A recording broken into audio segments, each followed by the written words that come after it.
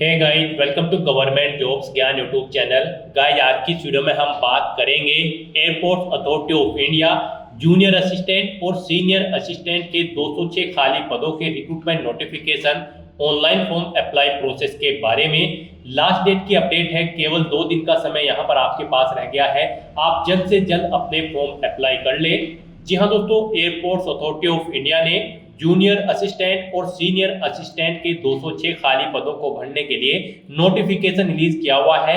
कैसे आप इस भर्ती में पार्टिसिपेट करने के लिए अपने फॉर्म अप्लाई कर सकते हो बिना कोई मिस्टेक किए हुए, इसकी पूरी जानकारी हम आपको स्टेप बाय स्टेप रजिस्ट्रेशन से लेकर प्रिंट तक इस वीडियो में देंगे।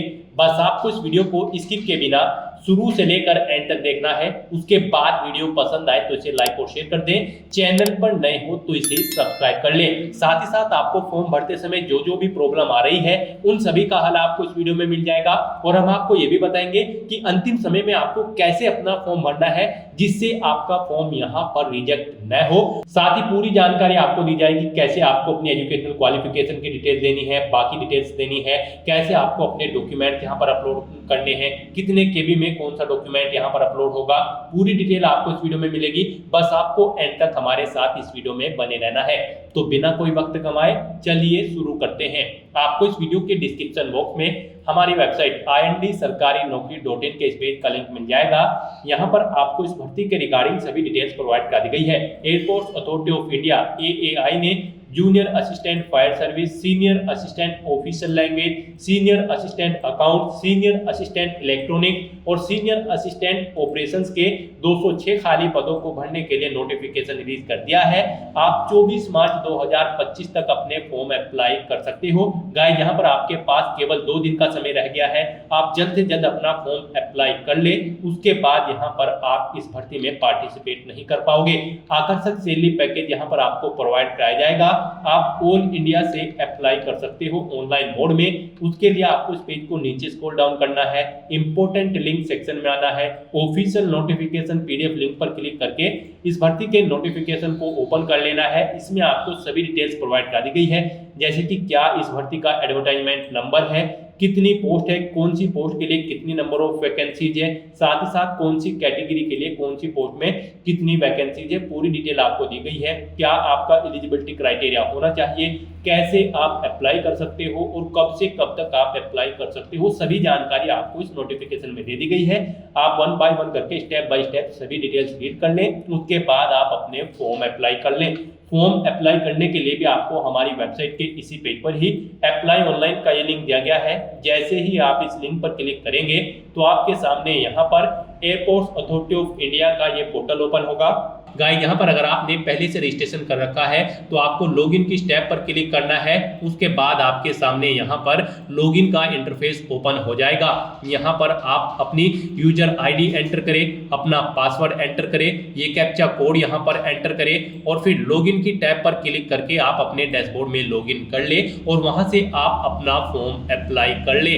और अगर आप इस भर्ती के लिए फर्स्ट टाइम अप्लाई करने जा रहे हो तो यहाँ पर आपको सबसे पहले रजिस्टर की स्टेप पर क्लिक करना है। उसके बाद आपके सामने यहाँ पर रजिस्ट्रेशन का फॉर्म ओपन हो जाएगा। रजिस्ट्रेशन का फॉर्म ओपन होते ही यहाँ पर आपको सबसे पहले पोस्ट सिलेक्ट करनी है। आप किस पोस्ट के लिए अप्लाई करना चाहते हैं। हम यहाँ पर आपको जूनियर असिस्टेंट फायर सर्विस की पोस्ट के लिए अप्लाई करके दिखा रहे हैं। बाकी की सब पोस्ट के लिए भी सेम ऐसे ही अप्लाई होगा। तो यहाँ पर अब आपको अपना नाम एंटर करना है, फिर यहाँ पर आपको अपना मोबाइल नंबर देना है। उसके बाद आपको वही मोबाइल नंबर एक बार फिर से यहाँ पर एंटर करके उसे कंफर्म कर लेना है। आपके पास कोई अल्टरनेट मोबाइल नंबर है तो वो एंटर कर दें, नहीं है तो इस कॉलम को खाली छोड़ दें। फिर यहाँ पर आप अपना ईमेल एड्रेस एंटर करें, उसे एक बार फिर से एंटर करके कंफर्म कर ले और उसके बाद आप यहाँ पर जनरेट OTP ऑप्शन पर क्लिक कर दें। फिर आपके सामने कुछ इस तरह से इंटरफेस ओपन होगा। यहाँ पर आपको ये कैप्चा कोड एंटर करना है और सबमिट बटन पर क्लिक कर देना है। उसके बाद आपके मोबाइल नंबर और ईमेल एड्रेस पर एक OTP गया होगा, वो OTP आपको यहाँ पर एंटर करना है और वैलिडेट OTP ऑप्शन पर क्लिक करके अपना मोबाइल नंबर और ईमेल ID को यहाँ पर वेरीफाई कर लेना है। फिर यहाँ पर आपको डिक्लेरेशन सेक्शन में आना है, आई एग्री चेकबॉक्स को ओके करना है, ये कैप्चा कोड यहाँ पर दोबारा से एंटर करना है और फिर आपको रीवेरीफाई ऑप्शन पर क्लिक कर देना है। फिर आपने पीछे जो डिटेल प्रोवाइड कराई है उसका पूरा प्रीव्यू यहाँ पर आपको शो किया जाएगा। इनके सामने इन चेकबॉक्सेस को आपको ओके करना है और सबमिट बटन पर क्लिक कर देना है। इस तरह से यहाँ पर आपका रजिस्ट्रेशन सक्सेसफुली कंप्लीट हो जाएगा। आपको एक रजिस्ट्रेशन नंबर यहाँ पर प्रोवाइड कर दिया गया है, साथ ही साथ आपका रजिस्ट्रेशन नंबर या फिर लॉगिन आईडी और पासवर्ड आपके रजिस्टर्ड मोबाइल नंबर और ईमेल आईडी पर भी सबमिट कर दी गई है। आपको उन्हें केयरफुली नोट डाउन करके रख लेना है फ्यूचर यूज के लिए। यहाँ पर आप क्लोज के इस बटन पर क्लिक करें, फिर आपको आपके डैशबोर्ड में डायरेक्ट किया जाएगा। अपने डैशबोर्ड में आकर अब आप गो टू एप्लीकेशन इस ऑप्शन पर क्लिक कर दें। नेक्स्ट आपके सामने आपका एप्लीकेशन फॉर्म ओपन हो जाएगा। अब आपको अपना फॉर्म फिल करना है। यहाँ पर आपको कुछ डिटेल आपकी ऑटोमेटिकली फिल मिल जाएगी जो आपने रजिस्ट्रेशन टाइम पे प्रोवाइड कराई थी। यहाँ पर बस अब आपको सबसे पहले अपना जेंडर सेलेक्ट करना है, फिर आपको अपनी डेट ऑफ बर्थ इस कैलेंडर में से सिलेक्ट कर लेनी है, आपको अपनी नेशनलिटी देनी है ए सिटीजन ऑफ इंडिया। उसके बाद आपसे पूछा गया है कि क्या आपके पास महाराष्ट्र, गुजरात, मध्य प्रदेश या फिर गोवा का डोमिसाइल है। इन्हीं स्टेट के कैंडिडेट इस भर्ती पर अप्लाई करने के लिए एलिजिबल हैं, तो यहाँ पर आपको यस ऑप्शन सेलेक्ट करना होगा, अदरवाइज आप एलिजिबल नहीं होंगे इस भर्ती में अप्लाई करने के लिए। उसके बाद यहाँ पर आपको अपनी कैटेगरी सिलेक्ट करनी है, जिस कैटेगरी से आप बिलोंग करते हैं। फिर आपको इस पेज को नीचे स्क्रॉल करना है, फिर यहाँ पर आपको अपने फादर का नाम एंटर कर देना है। उसके बाद आपको अपनी मदर का नाम एंटर करना है। उसके बाद आपको अपना मैरिटल स्टेटस सिलेक्ट करने लेना है, फिर आपको अपना रिलीजन यहाँ पर सिलेक्ट करना है। उसके बाद यहाँ पर आपको अपनी टेस्ट सिटी प्रेफरेंस देनी है। यहाँ पर आपको 3 चॉइसेस दी गई है, आप अपनी चॉइस के अकॉर्डिंग 3 टेस्ट सिटी यहाँ पर सिलेक्ट कर लें। आप जिस सिटी को फर्स्ट नंबर पर प्रेफरेंस देना चाहते हैं उसे फर्स्ट नंबर पर सिलेक्ट करें, जिसे सेकंड नंबर पर प्रेफरेंस देना चाहते हैं उसे आप सेकंड नंबर पर सिलेक्ट कर लें। इस तरह से आपको अपनी टेस्ट सिटी यहाँ पर सिलेक्ट कर लेनी है। फिर आपसे पूछा गया है कि क्या आप PWBD कैंडिडेट है और आपकी PWBD की परसेंटेज 40% से अबव है। अगर है तो यस करें और फिर यहाँ पर आप एलिजिबल नहीं होंगे इस भर्ती में पार्टिसिपेट करने के लिए, तो यहाँ पर अब आपको नो ऑप्शन सिलेक्ट करना है।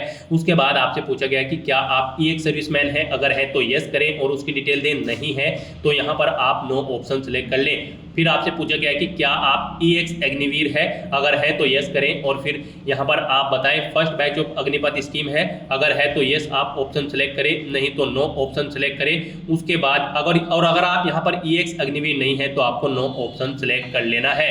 फिर यहाँ पर आपसे पूछा गया कि क्या आप गवर्नमेंट या फिर PSU या फिर किसी एटोनियम एम्प्लॉय हैं, अगर है तो यस करें और नहीं है तो आप नो ऑप्शन सिलेक्ट कर लें। फिर आपसे पूछा गया कि क्या आप डिपार्टमेंटल एम्प्लॉय हैं, अगर है तो यस करें और उसकी डिटेल दें, नहीं है तो आप नो ऑप्शन सिलेक्ट कर लें। फिर आपसे पूछा गया कि क्या आपने अपनी अप्रेंटिसशिप की ट्रेनिंग AAI में कंप्लीट की है, अगर की है तो यस करें और फिर आप अपना अप्रेंटिसशिप नंबर दें, अगर नहीं की है तो आपको नो ऑप्शन सिलेक्ट कर लेना है।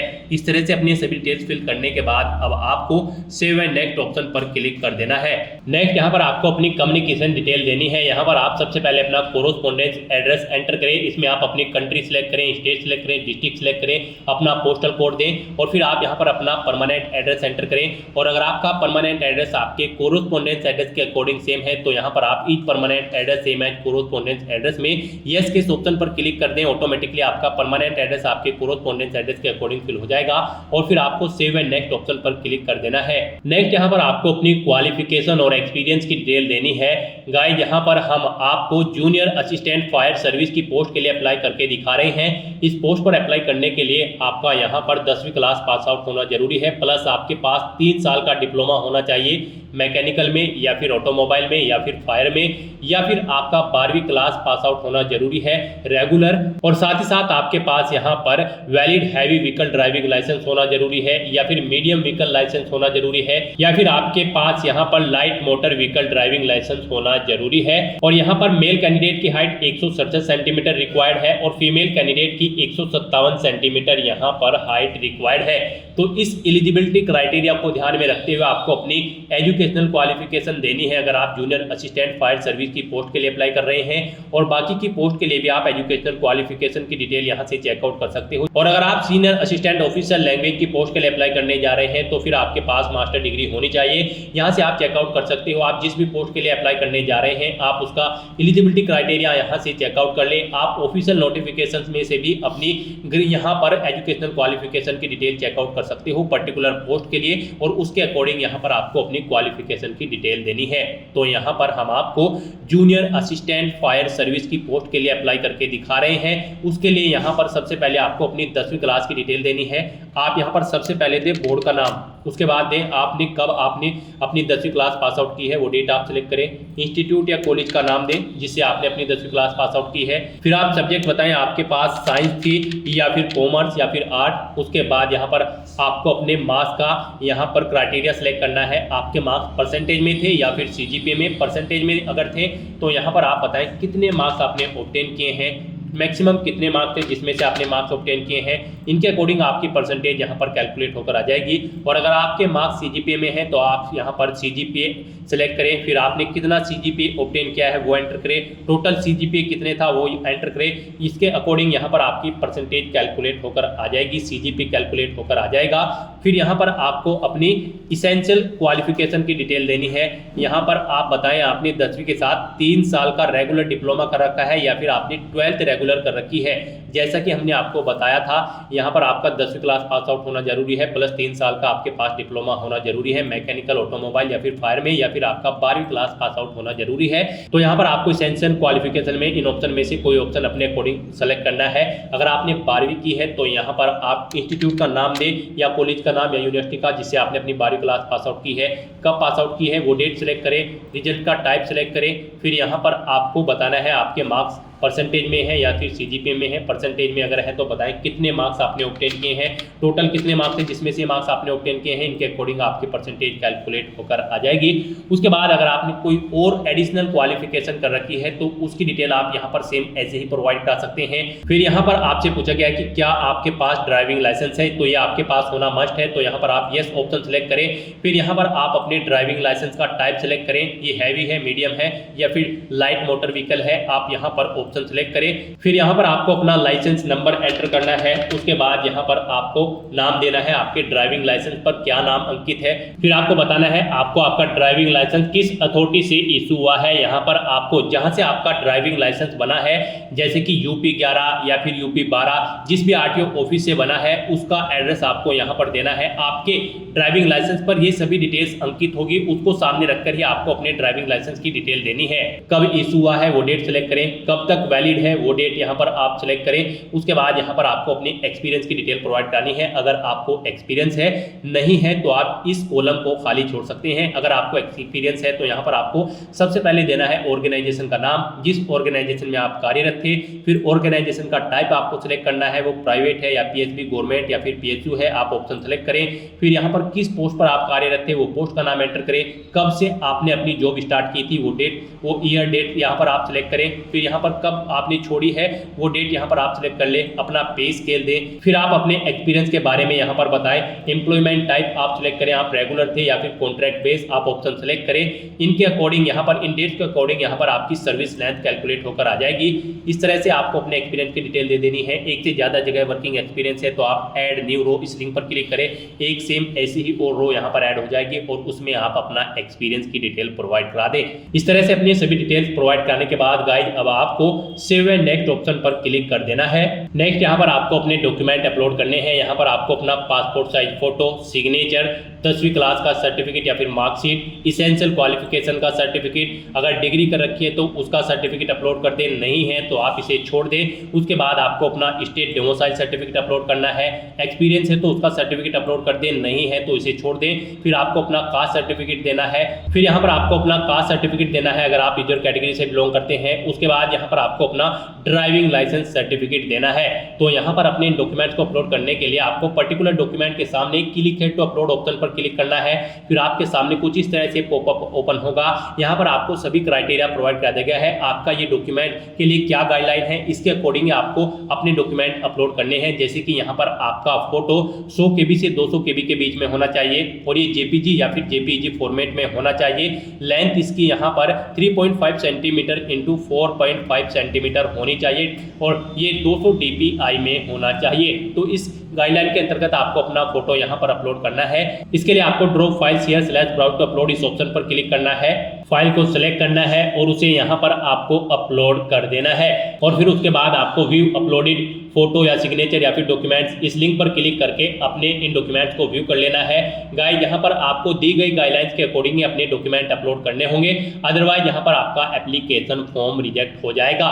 तो आपको दी गई गाइडलाइंस के अकॉर्डिंग अपने डॉक्यूमेंट अपलोड करने हैं। तो इस तरह से यहाँ पर आपको अपने सभी डॉक्यूमेंट्स अपलोड कर देने हैं। उसके बाद यहाँ पर आपको पेमेंट की डिटेल शो कर दी जाएगी। गाइस यहाँ पर जैसे हमने आपको स्टार्टिंग में ही बताया था, जनरल ओबीसी ईडब्ल्यूएस कैंडिडेट को 1000 रुपये फीस के रूप में जमा कराने हैं। एससी एसटी फीमेल कैंडिडेट के लिए कोई फीस नहीं है। तो यहाँ पर आपको आपकी कैटेगरी के अकॉर्डिंग एप्लीकेशन फीस का अमाउंट शो कर दिया जाएगा। यहाँ पर रिजर्व कैटेगरी कैंडिडेट को फीस जमा नहीं करानी है। फिर आपको इस पेज को नीचे स्क्रॉल डाउन करना है, डिक्लेरेशन सेक्शन में आना है, इन चेकबॉक्सेस को ओके करना है इन गाइडलाइन को रीड करने के बाद, और फिर यहाँ पर आपको इस कैप्चा कोड को एंटर करना है और प्रीव्यू बटन पर क्लिक करके अपने एप्लीकेशन फॉर्म का प्रीव्यू चेकआउट कर लेना है। कहीं पर कोई मिस्टेक है तो आप बैक बटन पर क्लिक करके एडिट कर सकते हो, नहीं तो यहाँ पर अब आपको सबमिट बटन पर क्लिक कर देना है। जैसे ही आप सबमिट बटन पर क्लिक करेंगे आपके सामने मैसेज शो हो जाएगा, आपका एप्लीकेशन फॉर्म सक्सेसफुली सबमिट हो चुका है। आप क्लोज बटन पर क्लिक करें। यहाँ पर अगर आप रिजर्व कैटेगरी से बिलोंग करते हैं तो आपका एप्लीकेशन फॉर्म सबमिट हो जाएगा, और अगर आप यहाँ पर जनरल ओबीसी ईडब्ल्यूएस कैंडिडेट हैं तो फिर आपको फीस पेमेंट करना होगा। फीस आप डेबिट कार्ड, क्रेडिट कार्ड या फिर नेट बैंकिंग या फिर यूपीआई के माध्यम से कर सकते हो। उसके बाद आपका एप्लीकेशन फॉर्म सबमिट हो जाएगा और फिर आपके सामने यहाँ पर कुछ इस तरह से इंटरफेस ओपन होगा। आप प्रिंट के इस बटन पर क्लिक करें और अपने एप्लीकेशन फॉर्म का एक हार्ड कॉपी प्रिंट आउट ले लें, फ्यूचर यूज के लिए, फ्यूचर रेफरेंस के लिए। तो दोस्तों ऐसे आप airports authority of India junior assistant और सीनियर असिस्टेंट के इन 206 पोस्ट के लिए अपना फॉर्म अप्लाई कर सकते हो बिना कोई मिस्टेक किए हुए। आज की इस वीडियो में बस इतना ही। आई होप ये वीडियो आपको पसंद आई होगी। अगर पसंद आई हो तो इसे लाइक और शेयर करें, चैनल पर नए हो तो इसे सब्सक्राइब कर लें। Thanks for watching.